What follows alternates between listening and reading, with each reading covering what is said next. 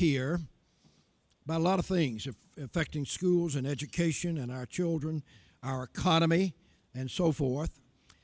And in a sense, we're kind of putting the pieces together in this last session.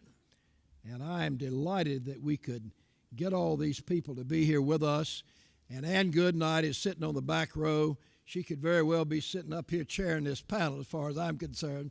And we're delighted to have you, and I know how closely you're working with all of these folks. Walter McDowell, I've mentioned several times, is the chair of Best NC. What does that mean? We want our schools to be the best. We want our state to be the best.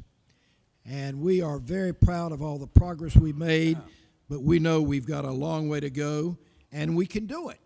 The thing I want to emphasize to all of you all, we can do this. I know it's tough. We have to understand it. We have to put resources into it. It doesn't always work perfectly. We need to keep learning from people who are out there teaching, like the wonderful teacher we had last night and who's spoken this morning. But we can do it. So I am just delighted to have this panel come forward. And Walter, we are so proud of your work. You thought you had retired. I know, you told me. But North Carolina's called you back into service. And thank goodness of all the stuff you've done in your life. This is one of the most important. And I know you know that because you're putting your body and heart, body, and soul, and mind into it. So you will introduce the wonderful members of this panel, and we're excited to hear from all of you. Good. Thank you, Governor. I did think I was retired, but this is the most exhilarating thing that I've ever done. And I want to tell you that we're going to spend the next 75 minutes talking about setting an education vision. And I have to take a moment and recognize Governor Hunt. During his third and fourth terms, he set a bold and courageous vision for public education in North Carolina. And he convinced political leaders, Democrats and Republicans, and everyone across the state to follow his vision and to implement it. And one of Linda's slides showed you what was done. North Carolina provided appropriate resources to our public schools, and they achieved absolutely dazzling results. So join with me in applauding our visionary.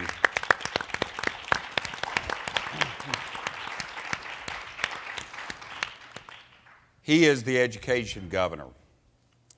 Now, as Governor Hunt said, I am the chairman, and Ann Goodnight and I co-founded Best NC, Business for Educational Success and Transformation.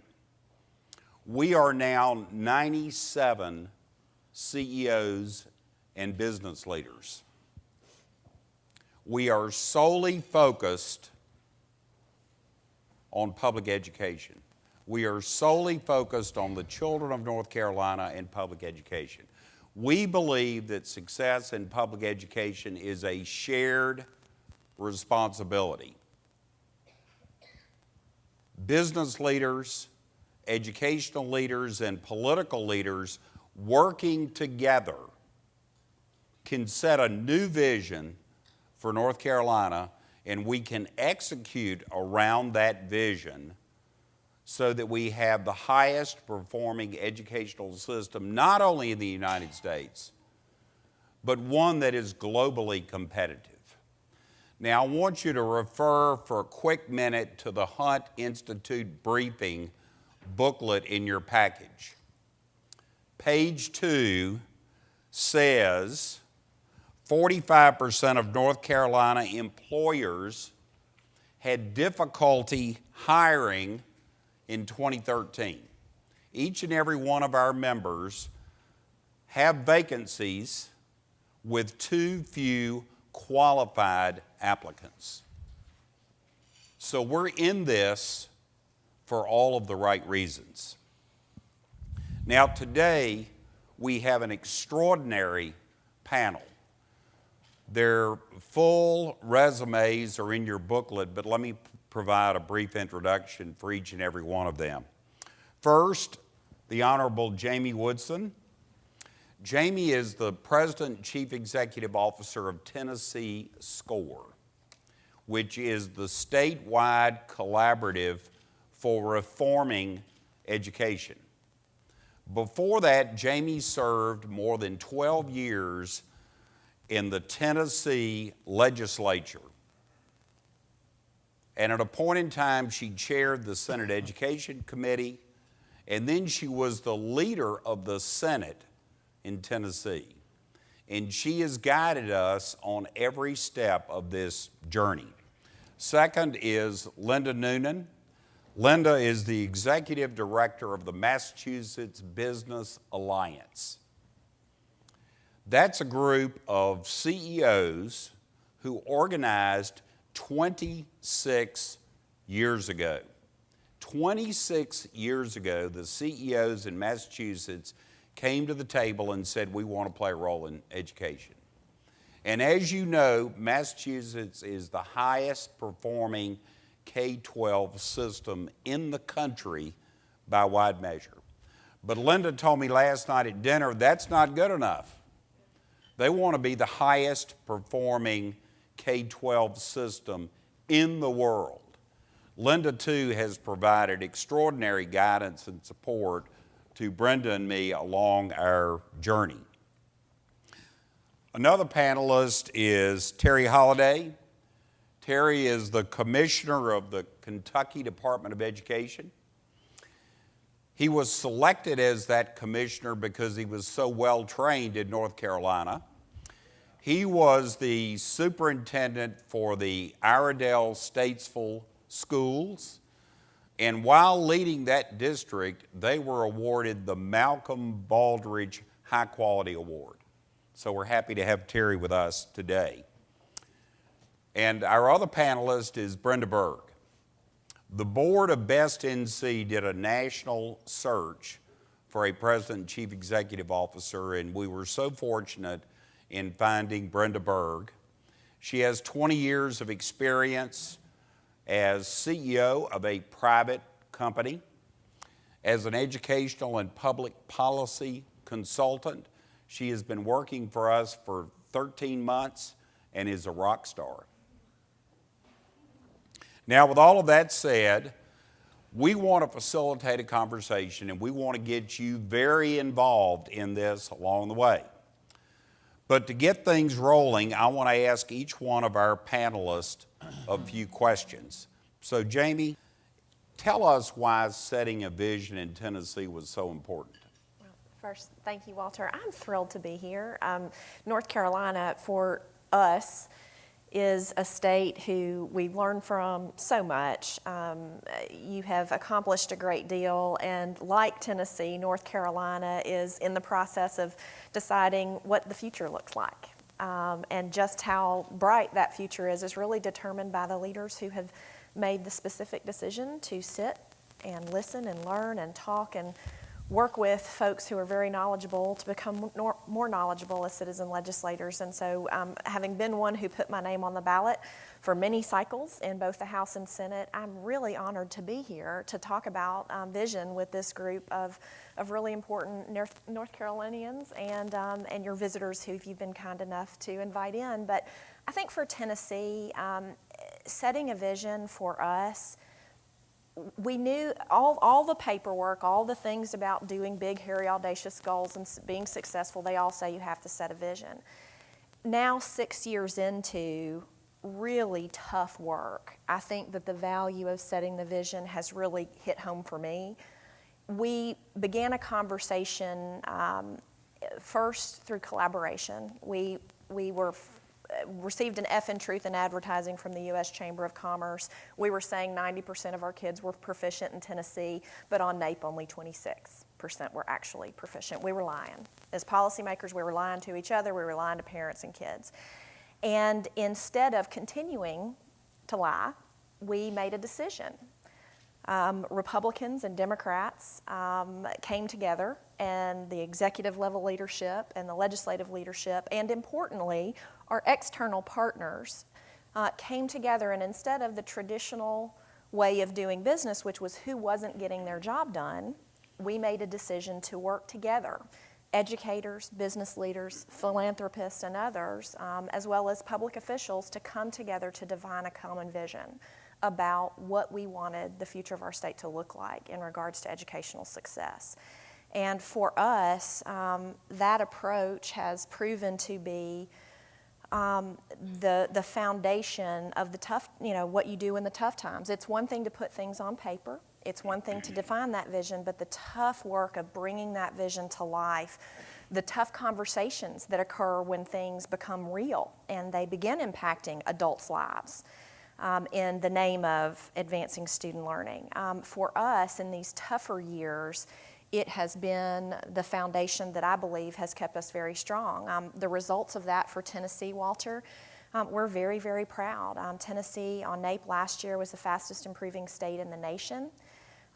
We, through a variety of important pieces that would help us accomplish our vision of making sure two things: one, that every child in Tennessee is college and career ready, and two, in the short term, because we know how hairy and audacious that is, that we would be the fastest improving state on key student achievement outcomes. Through that vision process, through being very clear about what the goals were that we had and what the strategies were that we were going to take to implement to get there, we've seen not only on NAEP, but on ACT data and on our much more rigorous state exams, we're seeing indicators that vision can be a reality for Tennessee children. And so I just can't speak enough to how important that was for us as a state, and how I know the leadership in this room, how important it is for you all. And I might add that, as you probably know, Tennessee won the first Race to the Top grant, which is testimony to how important the work they've done. Linda, will you tell us a little bit about the 1993 Reform Act and setting high standards? Sure. And I, too, would like to thank the Hunt Institute for having me here. They are a resource that is used far beyond the borders of North Carolina, and I thank them for everything that they do for all of us. It's also an honor to be here with two esteemed organizations that I often aspire to be, because we are smaller and are dealing with the complacency and the weariness that comes after 26 years sometimes. But we actually started with a vision, and it was developed by a businessman and an educator who spent 3 years traveling the state, talking to every Rotary Club and school committee and teachers association, and they came up with a vision called Every Child a Winner. And it basically called for something that we all take for granted today, but was revolutionary at the time. It called for common standards across the state so that every district would have those, and that there would be an assessment and accountability system to make sure the districts were meeting those goals. And the grand bargain was that in return for giving up some local control, and we're talking about New England town meetings, they don't give up local control easily, there would be equitable funding, a foundation budget formula that guaranteed every community a basic per pupil expenditure, and in some cases the state pays 90% of education costs for some communities. There were also some governance changes involved, and as you might imagine, there was a lot of fighting. What you're seeing with the Common Core standards nationally happened across the state, but now we think it's always been there. We take it for granted. And so they brought that 1991 vision to the legislature, and in 1993 the law was passed.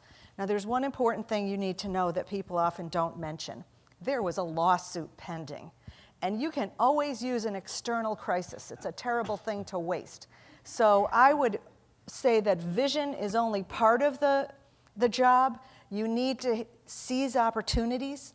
You need to take advantage of conditions, but there is no substitute for this kind of discussion that you've been having here over the past 2 days, and digging in and really looking at the hard work. Great, thank you, Linda. Terry, I understand that in Kentucky now you are revisioning. Tell us what that's about. Well, it's delightful to be back home. Tell you that. I still pay taxes on a home in Asheville, North Carolina. That's where I'm retiring. So I still have a lot of interest in North Carolina and what happens. And every day we anytime we get results from 50 states, I always try to make sure Kentucky is ahead of North Carolina and Tennessee, and that we're closing the gap with Massachusetts. So I'm delighted to be here learning today. The critical thing, I've studied this stuff for many years, going back to the 70s. I've been in education a long time. And if you look throughout the history of education, where states did phenomenal work in education, you always see vision came first. You will see a great champion of that vision, whether it was Dick Riley in South Carolina with the Education Improvement Act, Governor Hunt through all 4 terms. You look at Arkansas, what Governor Clinton did at that time. You look in modern day, starting in 1990 with the Kentucky Education Reform Act, you always have a great champion. In Kentucky, it was legislators who toured the state and said, we need to do better. And if you look at the NAEP trend line, North Carolina and Kentucky were the 2 states that really made the most progress throughout the 90s and early 2000s. So great vision, great champion, great communication about the vision, and then strong implementation through support from the General Assembly, and then holding the line. I remember through all my years in North Carolina, Mike Ward and Phil Kirk and everybody talked about how strong the General Assembly was on holding the line with the ABCs. Now, not picking off isolated anecdotal things to undermine the vision. So in Kentucky, we got a strong vision in 2009 from our General Assembly, who voted unanimously for our new vision for education in Kentucky. That doesn't happen in too many places. And so our goal was improve graduation rate and make sure kids were ready for college to reduce the remedial cost of college. Well, we've done that. We went from 30% college ready to now 62% college ready. We saved $15 million last year in remedial costs for parents and kids. But it wasn't enough. We left out some key people because our business community gives us the same numbers you started with, Walter. Georgia, same issue, all across this nation. Well, you may be getting kids through high school, you may be getting them through college, but they don't have the skills we need to compete. They don't have the skills we need. Kentucky has the second highest growth in direct foreign investment of any state in the nation last year. I think right now, exports is about 13% of our gross product. But we really want to grow that, and we want to grow it through identified sectors, business sectors. So what we're currently in the process of doing is the revisioning around global competitiveness. Now, it's one thing to have kids graduate high school, be ready for college, but are they going to have a job? A job in what area? Will it pay a living wage? Do they have the skills necessary to compete with others across the world?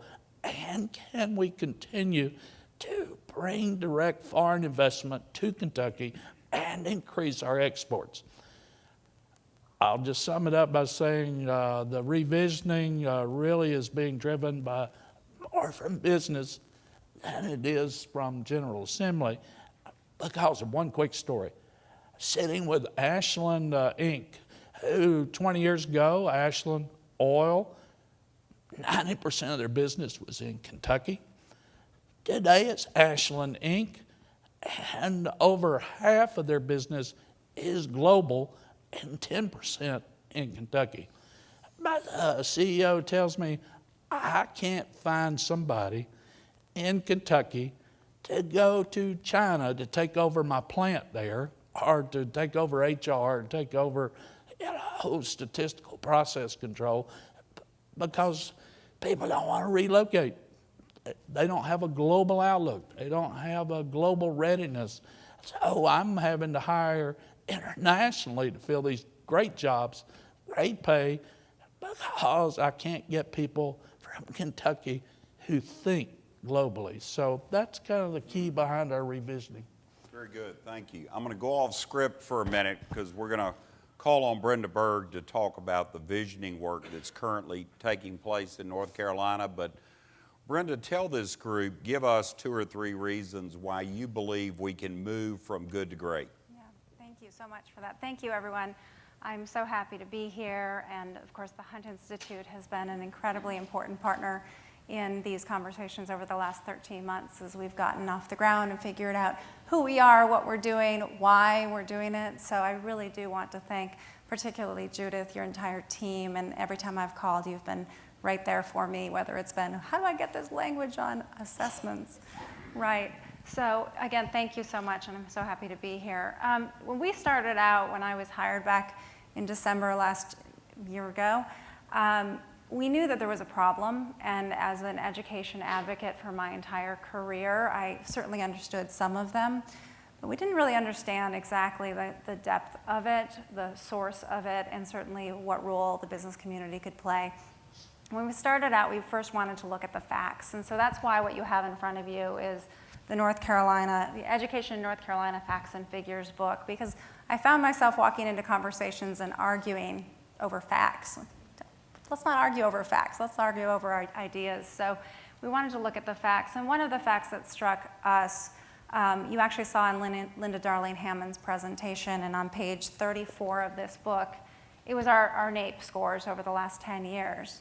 And if you look at the top, you'll see 4th grade math, which is the example that she put up on the screen. Ironically, we did not coordinate that. And we saw that upward trend, and in fact, in 2003, we were second in the nation, second only to Massachusetts for a moment, and then it flattens out. And when you look at our 4th grade math, 4th grade reading, 8th grade math, 8th grade reading, it actually looks like we're doing best in 4th grade math. But when we looked at our trend over the last 10 years, what we found was actually shocking. 4th grade math, North Carolina is 50th in the nation in improving our math scores. So over the last 10 years, we have coasted, as Linda Darling Hammond just said, we have coasted, not gone down. We're not failing, our teachers are not failures, but we have failed to improve while everyone else in the nation is improving.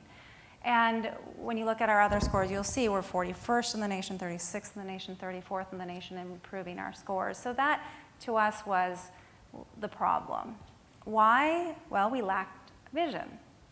We can't always count on having an education governor to set the vision for education, as much as we'd love to. We looked at other states to see how they set the vision, and we discovered that it was business-only, education-only groups that set the vision. And they did it because as the consumers of education, I don't want to talk about students as products, but they are our customers. They are our employees. They are the voters in our state. And the business community is the #1 consumer of education and the most independent advocate. We're not advocating for our particular child. We are not advocating for teachers. We are advocating for the students.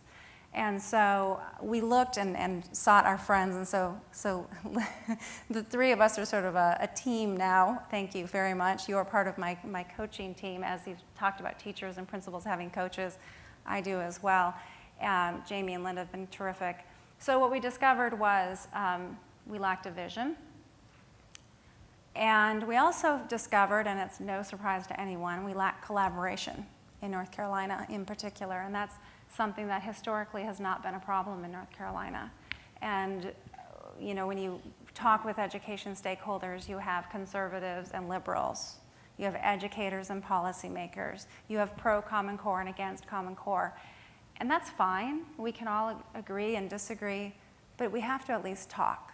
And there's no talking happening. And so we would like to help, and there are 3 ways that we can do that. One is we can convene. Let's pull together all the education stakeholders in the state. Let's set a vision. We can help set the vision. That's our second thing that we do, but we do it in a collaborative way. And 3, we can advocate.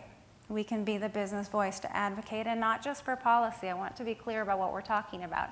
Policy, yes, absolutely, but also the programs that need to happen, the research that's lacking, where we don't have facts. What facts do we need? And also the awareness. Sometimes it's a campaign. We need to understand the importance and the value of teachers or principals, or there's an issue that maybe our parents don't understand, that a highly qualified teacher is far more important than maybe some of the bells and whistles that they think are important. So maybe there's a campaign that we need to advocate for. We're not going to do it all. I'm not a teacher. We're not the experts. We are going to be the expert conveners and the expert advocates for education. So long conversation, but important for everyone to understand. Good. Now, I do promise that we're going to leave plenty of time for legislator questions. But I want to ask Jamie and Linda and Terry that it's one thing to establish a vision. Jamie, then what do you do? You roll up your sleeves and you get to work and you don't relent. I will say Brenda just flagged a little bit on implementation, and I'm not suggesting that you all have to have a partial midlife crisis like I did, but if I may just tell a story really quickly about what does it look like to implement a vision and the difference between policy and implementation, and what does that mean. 4 years ago, we were all in a room together. We just won the Policy National Championship in Tennessee. We were the first of 2 states to be awarded this ability to infuse resources into our Tennessee vision of what we wanted to see transform the delivery of public education in our state. And I mean, we were proud of ourselves. We're patting each other on the back and we're just celebrating, and we're so great. We've put this stuff on paper. We've passed the bills. We've put the regulatory process in place, and we're just thrilled as we can be. And we're getting celebrated for relatively the first time all across the nation. We were big time stuff. And Michael Barber came, who was Tony Blair's education minister in British government, and he started talking about the difference between policy and implementation, and the difference between what that looks like in the course of actually moving learning for students. And so he talked about his example of in Great Britain about how they put great things on paper. 5 years later, they went back in classrooms, nothing was different. The outcomes weren't different. Students didn't know anymore, and they considered that a failure. And so I began looking at my life, spent 13 years in the General Assembly, had been blessed to be part of conversations, funding formula changes at the K-12 and post-sec level, all of these major things. I thought, what in the world? What do we do if we wake up in 5 years and our students aren't better prepared? And so the implementation of that vision, I just can't tell you enough. I wouldn't say that it's only implementation, but I do think that the policy work is about 10% of the work. The implementation, the care of refining, reflecting, listening, and improving that has to take place to bring that vision to life and really move the needle in a dramatic way for kids, that's 90% of the work, and it's hard. And so for me, I don't think that you all have to leave your jobs in public service and go to a different job in public service, but I think as policymakers, for me, it was a reminder that taking care to continue to seek to remove barriers in policy so that teachers can teach and students can be in an environment where they can achieve at very high levels is important, but it's also important to really think intentionally about what does this look like? What are the behavior changes and policy changes that follow at the district and local levels to make sure kids are learning? So I think it's just absolutely, it's a lot of hard work, and y'all know that. Ann Goodnight and Brenda Berg and I went to spend a day with Jamie, and she highlighted that. Set a vision, do some public policy changes, but then you've done 10% of the work. So that's a sobering message, but one that we need to take to heart. Linda, what do you do to implement the vision? So I first have to point out that although Tennessee was the first Race to the Top awardee, when Massachusetts won on the second round, we had more points than any other state. There they go again, Massachusetts, overachievers. So, but we also have some other distinctions because you cited the statistic of employers in North Carolina having trouble filling jobs, and our number is 69%. And by 2018, 72% of the jobs will require a post-secondary credential. So what we learned is that you have to do things over and over and over again. And like Brenda, our organization focuses on informing ourselves and others, engaging in collaboration and discussions, and then mobilizing business support. So we try to provide cover for legislators, and I think that one of the things you might want to take away is that you can call on the business community, which is a permanent fixture in every state. Although we're global, the bank is still bricks and mortar, to provide cover for some of the tough decisions, and we do that all the time. Let you go to the opponents and say, I'd like to help you, but the business community is on my back. So what we do over and over, and I guess I would just say one thing, that I was talking to an executive at Google. I was getting very frustrated because he was not seeing the need for engaging in policy and not just another STEM program that served a defined cohort of kids.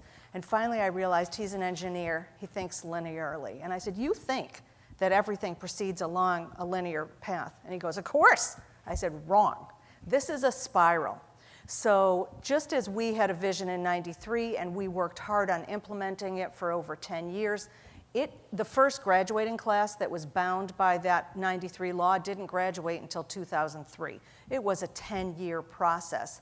So too, we have actually been revisioning. And 2 years ago, I said to my board, we keep telling everybody else not to do things the same way and expect different results, but isn't that what we're doing? And we ended up, believe it or not, bringing in Michael Barber and a team of international experts. We did much of the same kind of work, but not as extensively as Best NC. We had meetings, we had interviews, we had focus groups, we had what we called solutions workshops. We went on a snowy, horrible day to the Harvard Graduate School of Education, which is where people go who don't get into Vanderbilt. And we presented to 150 stakeholders and got more input and came up with something we call the new opportunity to lead. And so just be prepared to keep on going and doing it again and again without getting too frustrated or feeling that you're not making progress. That's an important point. I mean, as the faces of a General Assembly change, some of you are new members of the General Assembly, some of you may have served for several years, but in Tennessee our experience has been there are a lot of new members, and to make assumptions that the original vision that was built while deliberatively and through hundreds of conversation and vast research, to make the assumption that new partners in the work will come in at the exact same place that we are is a mistake. Learn that lesson from Tennessee, that you really need to take the time and care to continue to have that conversation, because even those of us who've been around a while, we forget. So now I'm going to let Brenda Berg spend 12 to 14 minutes bringing you up to date on the visioning work that is being done in North Carolina, because I think that will prompt some additional questions. Brenda? Great. So this is a sneak peek at something that won't roll out until the end of the month, but we wanted to let you know sort of the process, and I will go as quickly through it as I can because you can read the document when it comes out at the end of the month. But I did want to share the high-level vision, which we'll get to your point, and what our priorities are for setting the landscape to have what Singapore has without compromising the innovation that we have that's very special in America. And we can all tell stories of the Chinese delegations who are coming here all the time trying to see how we teach innovation. So the objective of setting the vision was, one, we wanted to lead a creation of a bold and comprehensive vision for education. And to be clear, we're looking cradle to career. So we're not just focused solely on K-12. We wanted to solicit input and actionable recommendations from a broad range of stakeholders. We wanted this to be a collaborative approach and emphasis on move the needle. You'll see that again later on. We also wanted to synthesize existing strategies. So I looked at just the last couple of years. We had Read to Achieve, which really was third grade retention, a very important piece of a bigger puzzle. but without a lot of the other components that are needed, literacy training for teachers, universal pre-K, things that were done in Florida to move them to a better place, but we just had one piece of the puzzle. So how do we look more strategically at the pieces that are already moving forward, but how do we make it look as a strategy? Teacher pay is another great example. We've heard from Linda Darling-Hammond, pay is really one of, it tends to come in third when I talk to teachers, behind time to teach and great leadership. So synthesizing existing strategic plans. And then based on the shared vision, we want to facilitate commitments. So this isn't what the business community is going to do for education. It's not even what you're going to do for education. It's what everyone is going to do. So we are creating an online portal. It's not a flat strategic plan. It's a very three-dimensional strategic plan where parents and teachers and advocates and nonprofit organizations can all sign up and say what they are doing toward this education vision, and also others can co-sign up. So they can say, Shirley Prince is going to work on an initiative on leadership training. Well, a parent could come in and flag that and participate in her initiative. So we really want to make it a community. We want to leverage the technology out there to create a community. So statistics about how we got here, because I'm a numbers person, I like to put things into numbers. To get to the high-level vision that I'm about to preview for you, we started with 18 working groups in 4 focus areas. The 18 working groups were defined by a group of 80-plus education leaders. Tom Ross, Scott Rawls, June Atkinson, Shirley Prince was part of it, actually several people here, to create 18 working groups that would meet 3 times each to help set this vision. We put a call out. It was an all call. It was not an exclusive group.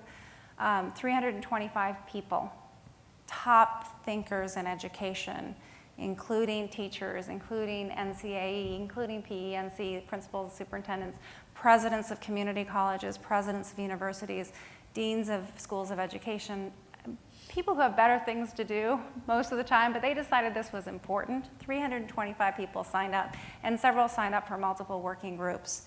They represented 200 different organizations.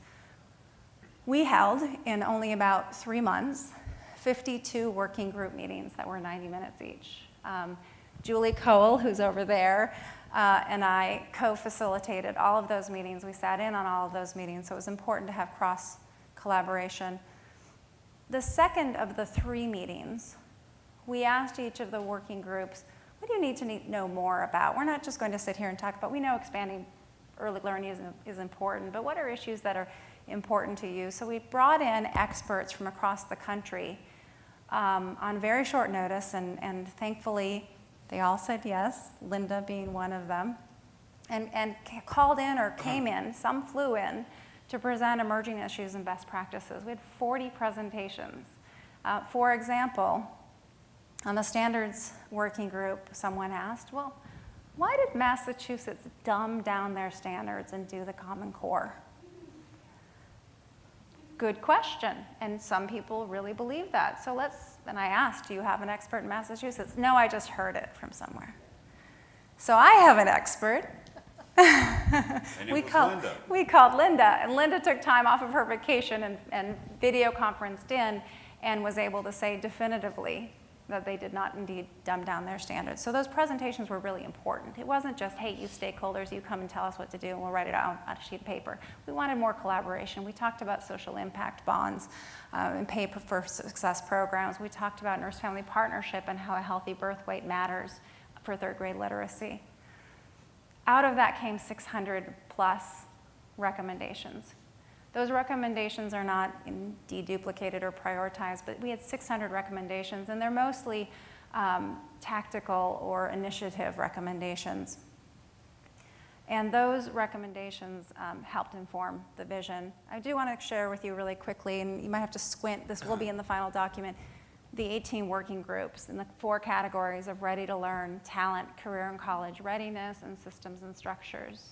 Brenda, will you, since it's small, yeah. highlight the members of the General Assembly who co-chaired one of the groups? Well, for example, we have Senator Stein, who co-chaired with Senator Tart, as well as the president of a community college and a president of the university system. On governance, we had an interesting pairing. J.B. Buxton co-chaired with John Hood, and they did a great job. On standards, we had Terry Stoops, who's typically part of the Stop Common Core movement, and Caroline McCullen, who is part of the Higher Standards Pro Common Core. And they talked and they met and they modeled collaboration in a way that I haven't seen for a very long time. It was fabulous. So we really, we worked hard to put together just the right leadership. We are so grateful to those, Senator Stein, Representative Meyer, you participated, Tricia Cotham, Representative Cotham participated. We're just so grateful for all the time and effort into it. And we were called to the mat recently by a blogger who said, oh, this is a conspiracy theory. And then she started looking and she was trying to criticize it. We brought everyone to the table. We brought different views to the table, and that was critically important, I think, for setting the stage. But I want to be clear, this is just the first step. This is not anywhere done. This isn't even close. What we did, it was just to get the high-level vision, was have these working group meetings. And I do want to highlight what our priorities were. In the recommendations, we asked all the working group members to pay attention specifically to the first point. The recommendations had to move the needle on student success. We have a lot of conversations about adults. Every recommendation really has to be about how are we going to improve the lives and success of our students. And also focusing on move the needle. If we're going to be bold and visionary, we can't play in the weeds. We need to be working on strategies that are dynamic and comprehensive and will move the needle. We also want recommendations, we wanted recommendations to be evidence-based or evidence-informed. Not everything has data points, nor does it need them. We also ask that they be actionable, feasible, and scalable. Feasible, we asked to pause. We said, don't worry so much, be bold. Let us worry about feasible, but as we looked at the recommendations, we also wanted to be conscious that something that might not be doable this year because of the budget or leadership or whatnot might be feasible in a couple of years. So we asked everyone to be bold. And this is the structure we've come up with. We're putting together a strategic plan that will start with a bold education vision and some goals that go with it. 3 strategies for moving in that direction, and below it are priorities, and those will all stay fairly constant. Below that level are the initiatives, and that's the example I gave where Shirley Prince will lead one initiative.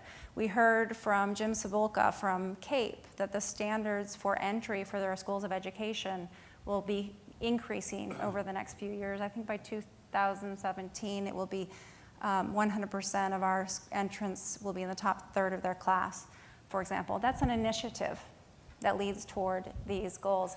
And so we will be filling in what people have already committed to do, but over the next year and ongoing, we will continue to fill this in with what everyone wants to do to move toward this strategic plan.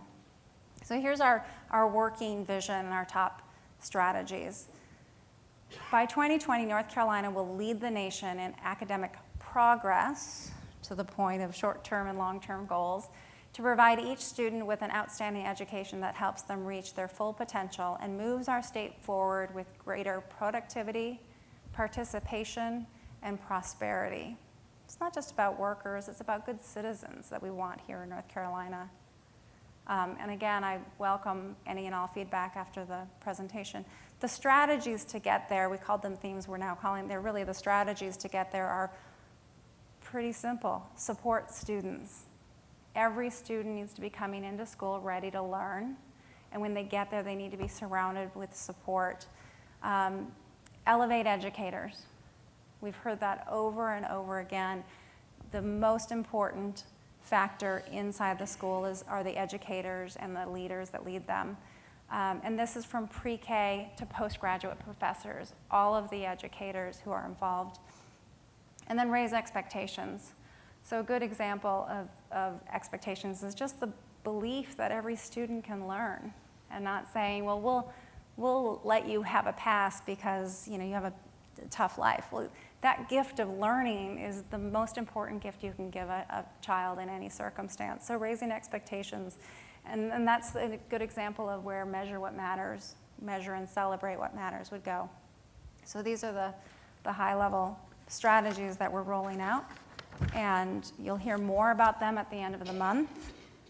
So our process is we're reviewing these with our best NC members, and we will be a tier or two below that by the end of the month, so there will be a much more comprehensive vision or strategic plan by then. In February, we will be rolling this out to all of the working group members and plus. So you will get copies. We will be looking for feedback throughout the month of February and certainly into March. We'll be loading the database and the website, the online portal that will allow everyone to be really interactively involved with this vision. Will be in approximately the 1st of April. And then ongoing, this is a living, breathing strategic plan. We talked about by 2020, the most improving. By 2030, sorry ladies, we want to have the best education system in the nation. And we wholeheartedly believe that North Carolina can and is absolutely in the position to get there, and within that time frame. Other questions? Howard. I have had the privilege of walking with Governor Hunt from the time he introduced Smart Start. And I remember the resistance that rose up in the legislature, but the business community was the group that came and made it happen. The one thing that I think over the long run that really made Smart Start successful is having local reinforcement. And I'm wondering if there are plans with Best NC, and if Tennessee and Massachusetts can share experiences of how you developed local reinforcement to carry through at the local level, because many decisions are either impeded or strengthened by local school boards and local groups. So I wonder if you could speak to that. No, well said. Brenda, you want to? Jamie can talk about David's work, especially. David Manzori and Nicole. Oh, absolutely. So quickly, I'll just quickly, lessons learned. I mean, we learned very quickly that a bill passing in the General Assembly or the State Board of Education passing a regulatory change was a early quick step, but really what mattered was what was the implementation process, like the leadership of the Department of Education, but really what's happening in school buildings and in classrooms. And as we examined successes and as we examined opportunities for improvement, we saw very clearly that the local level was where that happened. And so we launched an Expect More, I'll just use as an example, in standards aligned to rigorous assessments. We launched the Expect More, Achieve More coalition, where while it was a state level grass tops organization, we have worked diligently to build coalition in communities, because as nice as it is for Jamie from Nashville, Tennessee to say I will provide cover for a legislator by agreeing with them or disagreeing with them, as the case may be, it is a far more powerful thing for a constituent in a community and a group of constituents in a community to own these pieces of work, not only to fight and provide political cover, but also to refine and reflect and improve, because we've learned very clearly that educators are critically important to making sure we get it right and we refine as we go. And you actually have to institutionalize those systems within government and external to government, and we would argue that it's important to have both, that government can't do it alone and external partners can't do it alone, that it has to be in partnership, where there's a natural and important tension between running fast and making sure you get it right. Brenda, talk about grass tops and grassroots. Yeah, the two examples, and one that we did last year. We're strong advocates for career ladders for teachers. We think it's critically important to elevate the teaching profession to have career ladders, but doing it right, transforming the way teachers have been supported and elevated and compensated for generations takes time. And so there were national experts who came to North Carolina and helped kind of design, scale out, scope out some ideas, some concepts. But we worked closely with a group of 10 principals, 10 superintendents representing we had 8 regions, we had a large area, and then we had a small area superintendent. We also had conversations with NCAE, because NEA has a career ladder platform. And we worked with them to marry up their on-the-ground experience with the research and the recommendations. And what we found when I talked the first time with the superintendents and I started asking about career ladders and 1-step and 5 steps and pilots, they said, whoa, I've got a bus on the side of the road. I have things, so for us to be able to help with the implementation with fidelity was to first make sure that the plan was a good plan that superintendents and principals and teachers could buy into, so that when it rolled out, there wasn't that immediate hard stop. The news reporters go to the superintendent and say, the governor's rolled out a plan, what do you think? Instead of saying, I don't know, I've never heard about it, he didn't talk to me, they could actually say, we had input, we think this is a good idea. So step 1, buy in, make it a good plan to start with. 2 is make sure that it is implemented with fidelity. I took to heart when Jamie first said it's 10% policy, 90% implementation. So getting it from a good idea, good solid idea on paper all the way through is going to be critically important. And that's just one initiative. Now, for the big strategic vision, we have this website which gives an opportunity for everyone in the entire state to get on board with a vision for education. That's another opportunity. And we are about to hire a national expert on collective impact to come on board with us and talk about how we can bring people together for the state vision, but perhaps down the road have local visions and local models that are feeding up into that state vision. Not first, give us a moment, but that's a second important part of that. And all input and ideas are welcome. Great. Terry. One short thing on this. It's critical that you have a line of sight from the vision down to the even the student level. When I was the local superintendent, this is critical because parents are going to be your greatest advocates of this. But if they don't see what the vision means for their child, it doesn't matter. So one quick example. We ripped off Smart Start in Kentucky and we tried to duplicate it, but we added one key thing, kindergarten readiness.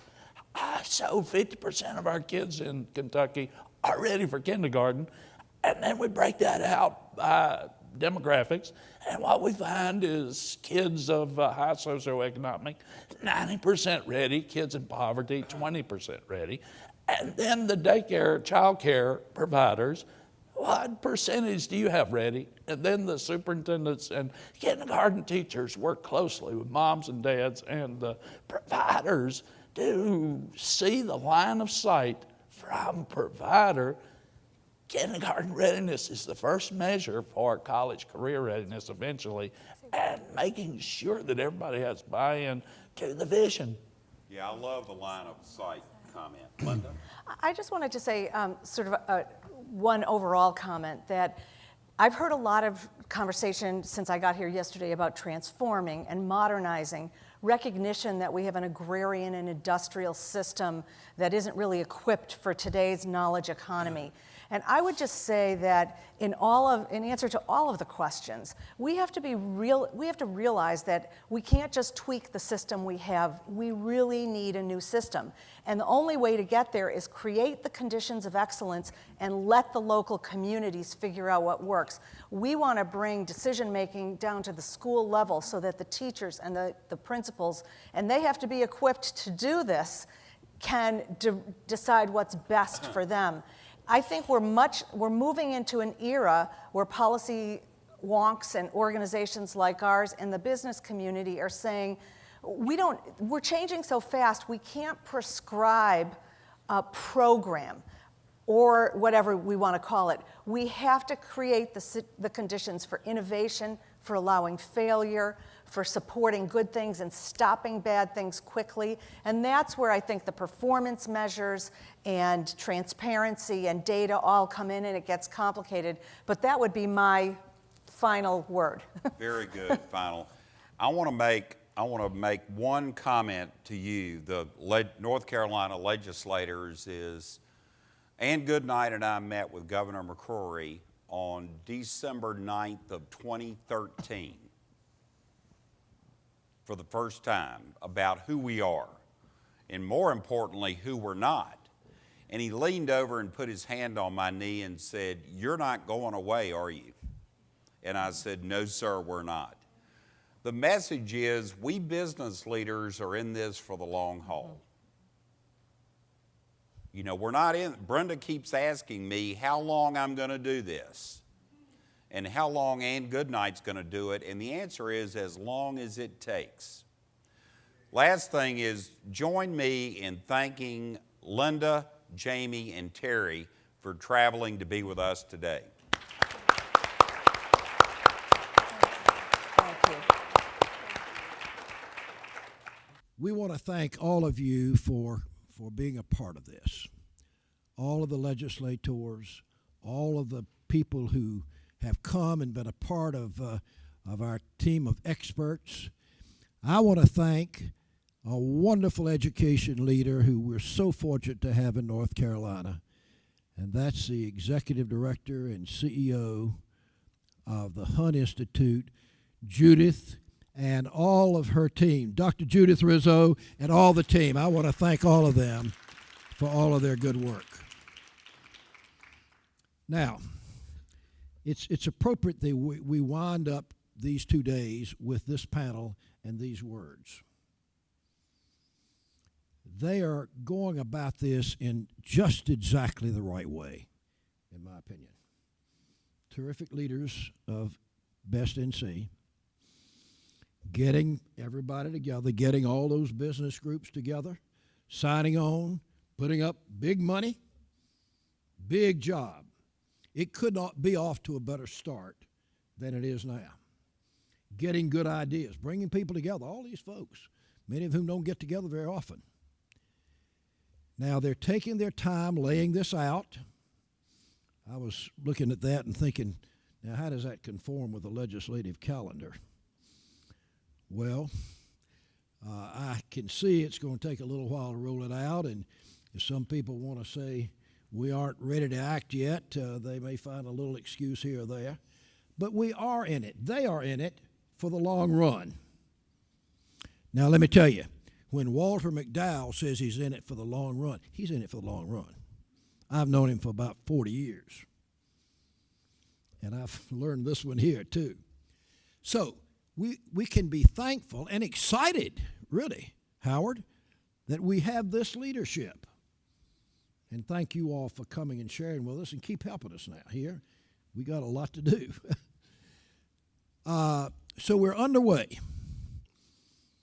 Now I want to say the legislators, you heard what Senator Woodson said about how they got people together.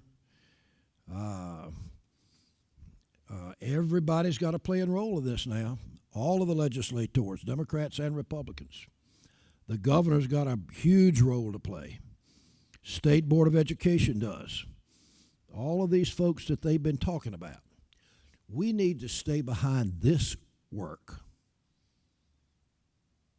We've got to encourage them. We've got to support them. They're going to run into some tough things as they go along, including when some of this requires additional expenditures, and it will.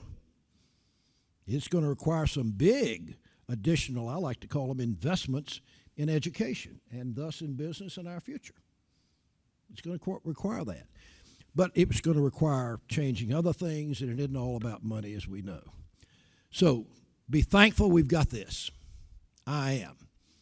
It's a great step forward, and it has enormous potential, and we can be more confident about our future because of it.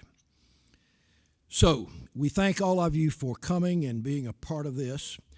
I want you to know that the Hunt Institute has been created and exists to help you in the legislature and to help other elected officials. I told you that the day when we first began these 2 days. We want you to let us know how we can help. I've been talking to a number of people in the legislature.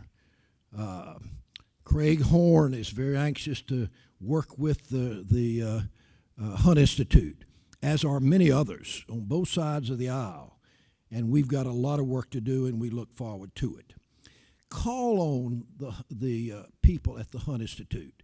You've got a question after this meeting?